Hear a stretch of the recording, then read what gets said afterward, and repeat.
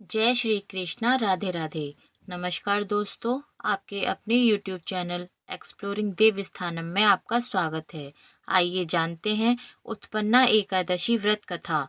एक बार युधिष्ठिर कहने लगे कि हे भगवान, आपने हजारों यज्ञ और लाख गोदान को भी एकादशी व्रत के बराबर नहीं बताया, सो यह तिथि सब तिथियों से उत्तम कैसे हुई बताइए। भगवान कहने लगे, हे युधिष्ठिर, सतयुग में मुर नामक का दैत्य उत्पन्न हुआ। वह बड़ा बलवान और भयानक था। उस प्रचंड दैत्य ने इंद्र, आदित्य, वसु, वायु, अग्नि आदि सभी देवताओं को पराजित करके भगा दिया।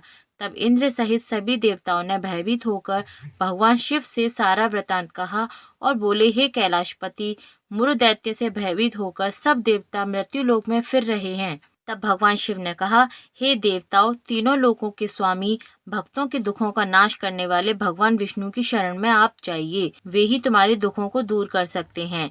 शिव जी के ऐसे वचन सुनकर सभी देवता क्षीर सागर में पहुँचे। वहाँ भगवान को शयन करते देख हाथ जोड़कर उनकी स्तुति करने लगे। देवताओं द्वारा स्तुति करने योग्य प्रभु, आपको बारंबार नमस्कार है। देवताओं की रक्षा करने वाले मधुसूदन, आपको नमस्कार है। आप हमारी रक्षा करें। दैत्यों से भयभीत होकर हम सब आपकी शरण में आए हैं। आप इस संसार के कर्ता, माता पिता, उत्पत्ति और पालन करता और संहार करने वाले हैं। सबको शांति प्रदान करने वाले हैं।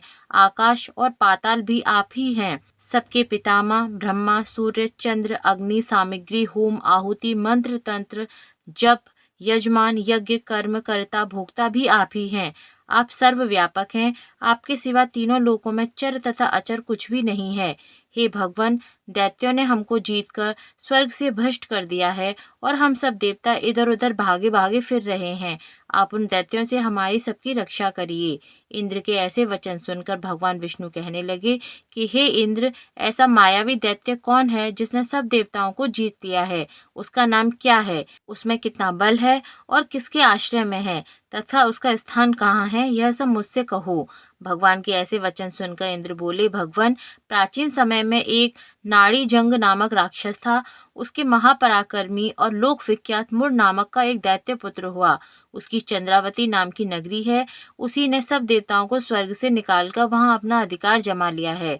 उसने इंद्र, अग्नि, वरुण, यम, वायु, ईश, चंद्रमा आदि सबके स्थान पर अधिकार कर लिया है। सूर्य बनकर स्वयं ही प्रकाश करता है, स्वयं ही मेघ बनकर बैठा है और सबसे अजेय है। हे असुर निकंदन, उस दुष्ट को मारकर देवताओं को अजेय बनाइए। यह वचन सुनकर भगवान ने कहा, हे देवताओं, मैं शीघ्र ही उसका संहार करूंगा। तुम चंद्रावती नगरी जाओ। इस प्रकार कहकर भगवान सहित सभी देवताओं ने चंद्रावती नगरी की ओर प्रस्थान किया। उस समय जब दैत्य मुरसेना सहित युद्ध भूमि में गरज रहा था, उसकी भयानक गर्जना सुनकर सभी देवता भय के मारे चारों दिशाओं में भागने लगे। जब स्वयं भगवान रणभूमि में आए और दैत्य उन पर भी अस्त्र शस्त्र आयुध लेकर दौड़े, भगवान ने उन्हें सर्प के समान अपने बाणों से बींध डाला। बहुत से दैत्य मारे गए, केवल मुर बचा रहा। वह अविचल भाव से भगवान से युद्ध करता रहा। भगवान जो भी तीक्ष्ण बाण चलाते, वह उसके लिए पुष्प सिद्ध होता। उसका शरीर छिन्न भिन्न हो गया, किंतु वह लगातार युद्ध करता रहा। दोनों के बीच मल्ल युद्ध भी हुआ। 10,000 वर्ष तक उनका युद्ध चलता रहा, किंतु मुर नहीं हारा। थककर भगवान विष्णु बद्रिका आश्रम चले गए। वहाँ हेमवती नामक सुंदर गुफा थी। उसमें विश्राम करने के लिए भगवान उसके अंदर प्रवेश कर गए। वह गुफा 12 योजन लंबी थी और उसका एक ही द्वार था। विष्णु भगवान वहां योग निद्रा की गोद में सो गए। मुर भी पीछे पीछे आ गया और भगवान को सोया देखकर मारने को उद्यत हुआ। तभी भगवान के शरीर से उज्ज्वल कांतिमय रूप वाली देवी प्रकट हुई। देवी ने राक्षस मुर को ललकारा, युद्ध किया और उसके तत्काल मौत के घाट उतार दिया। श्री हरि जब योग निद्रा की गोद से उठे तो सब बातों को जानकर उस देवी से कहा कि आपका जन्म एकादशी के दिन हुआ है, अतः आप उत्पन्ना एकादशी के नाम से पूजित होंगी। आपके भक्त वही होंगे जो मेरे भक्त हैं। बोलिए भगवान श्री हरि की जय। माता एकादशी की जय।